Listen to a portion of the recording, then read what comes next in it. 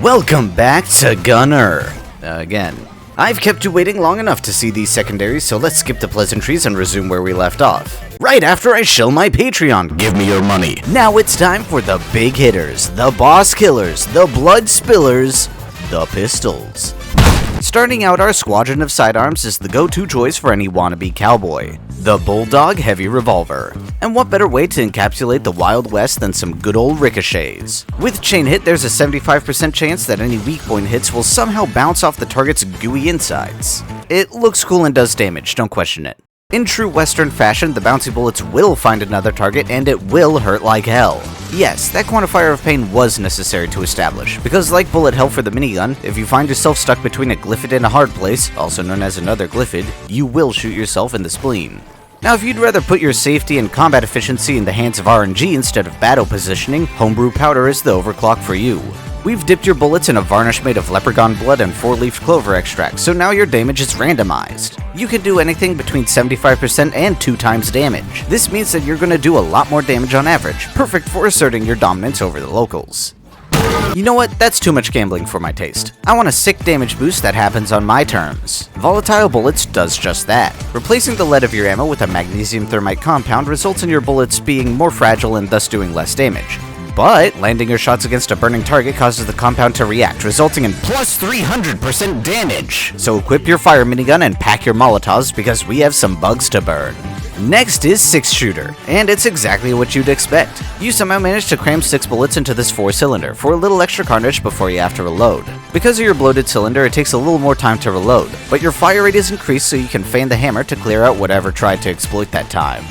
You do have a 50% higher base spread though, so aim with care. The extra 6 max ammo for this overclock won't save you from trying to snipe with a revolver. That's Elephant Round's job. Instead of your base spread being 50% higher, it's 50% lower. To properly establish this overclock's relation to a sniper rifle, you load your cylinder with 50 caliber rounds for an epic 2 times damage. And just like any other one-handed sniper rifle being hip-fired, your recoil and spread per shot are absolute garbage. That tends to happen when you pack bullets that are longer than the gun they are for.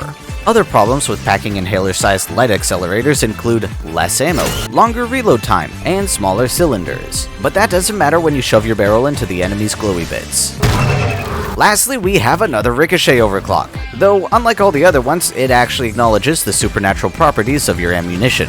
Magic bullets defies all laws of physics and ricochets into nearby enemies. Because these bullets are designed to bounce and not to penetrate, your damage is reduced by 20! Oh ho ho, you're lucky that you give me an extra 8 ammo and I can use the ricochet to avoid having to play Ring Around the Rosie with a dreadnought. Or if you want to use the ricochet to inflict death upon multiple beings, you can load explosive rounds with neurotoxin coating to administer multiple doses of death.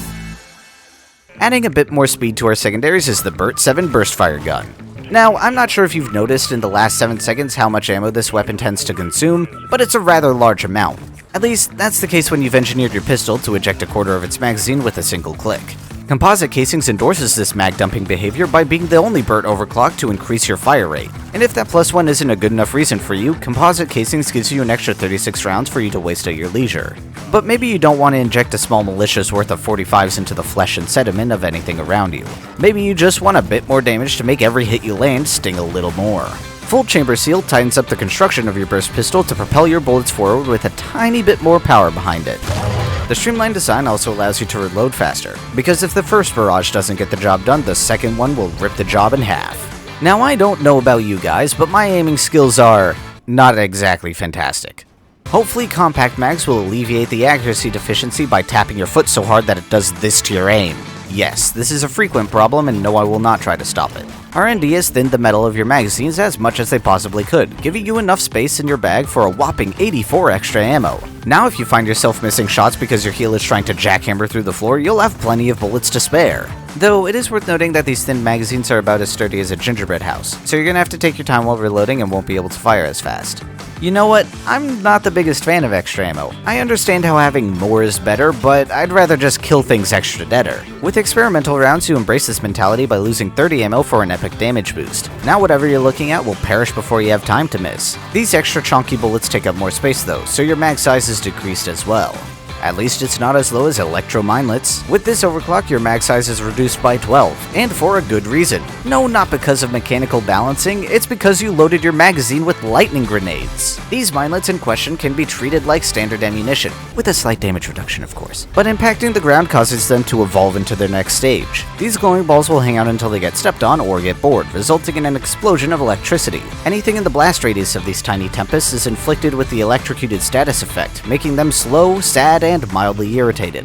Now, if you're a true fan of the more is more philosophy, micro flechettes will have you overburdened by ammunition abundance. We've replaced the standard ammunition of the Burt with a plethora of dart-like projectiles. They're rather small, so your damage is dramatically reduced, but their lightweight convenience allows for a grossly overstuffed magazine and exceedingly manageable recoil and spread.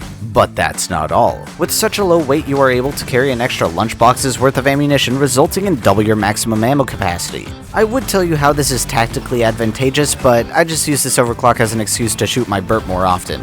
And rounding out the Burt's overclocks is my personal favorite, lead spray. We've replaced the gunpowder of your bullets with whatever juice is inside detonators. Now your bullets are fired out harder than ever before. With the increased forces behind your projectile, you deal an extra 50% damage, meaning any bugs in your area will be converted into a liquid. Though controlling such a high level of combustion does result in some decrease in accuracy. Using this overclock gives your weapon a 4 times spread? Oh, you think you can stop me? I am a practitioner of the legendary art Sniper and Mouth no Jitsu. Your spread means nothing to me when I'm pulling the trigger halfway down a Praetorian's esophagus. And for our final gunner weapon, we have the wave clearer itself, the ArmsKore Coil Gun. This particle accelerator is notorious for its ability to pierce through just about everything. That makes it exceptionally good at hitting an entire swarm with a single charge. If only your status effects were as wide-reaching. Oh wait, Reatomizer washes whatever negative effects a foe may have across any adversaries behind it. This spreads your status effects across Hoxxes like an epidemic of flames, toxins, and whatever curses your friends may bring along as well. You are still penetrating through your foes with a metal rod though, so it may be a little difficult to proc without coring your enemy's cranium. Now, if you don't want to spread a plague of aerosolized tetrodotoxin but still want to exploit your AoE, Ultramagnetic Coils upgrades the superheated air in your wake from annoying to environmental hazard. The diameter of this column of cinders balloons out an extra meter to cover as much cave as possible. On top of that, the trail lingers for an extra second, making anything stuck inside forced to relocate or discover what it feels like to boil inside an air fryer. Don't worry, my ammo hoarders, I didn't forget about you. This time. Backfeeding module stores excess energy created by the coil gun, resulting in 320 extra ammo. This system is taking more than it's supposed to though, so you're going to take a noticeable dip. But if you're choosing this overclock, then you don't care. You just want your weapon to be in one of two states, firing or reloading. Or you're just a normal person and you don't want to resupply every 2 seconds. The mole is the obligatory damage boost overclock for the coil gun. But instead of it being a flat damage increase at the cost of everything you know and love, this overclock requires kiting, positioning, object permanence, communication if applicable, and the ability to use your eyeballs. Why are all these things important for a damage boost? Because your damage boost effectiveness is directly proportional to how much granite you penetrate. And don't worry too much about the downside. With the decreased charge speed, you have plenty of time to guess where to fire next. You can be lame and just use a random stalagmite to do a little extra damage, or you can use your greatly increased penetration power to assassinate an ally 2 miles away.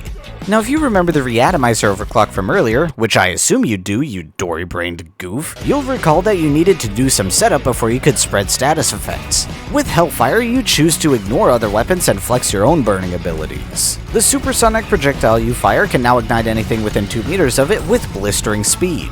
Get it? Because blistering occurs when flesh is subject to intense heat. The excess heat this pulse produces also increases the trail radius, but this is simply for a wider ignition range since the trail lasts 2 seconds less. And due to the focus of this overclock being damage over time, your ammo and charge speed are reduced as well. It's not that big of a deal since bugs will be suffering from your flames during your increased charge. Finally, we have triple tech chambers. We've implemented a completely different system for capturing excess energy. Instead of converting it into ammo for later, you get a brief window to discharge it immediately. You can do this up to 2 times per shot, but the time you have to follow it up is extremely short, so you might as well just treat it like a burst rifle and avoid aiming the 2 extra shots. Okay, maybe you should aim enough to counteract the increased recoil. Due to how your coil gun processes the energy you pump into it, your reload speed is increased and your charge speed is decreased, so make sure your triple shot clears the cave. And there you have it, every gunner overclock as of Plaguefall. So load whatever magical ammo you desire, and don't forget to check out my other videos. More DRG, Risk of Rain, some other things, and I'll see you whenever the next one comes out.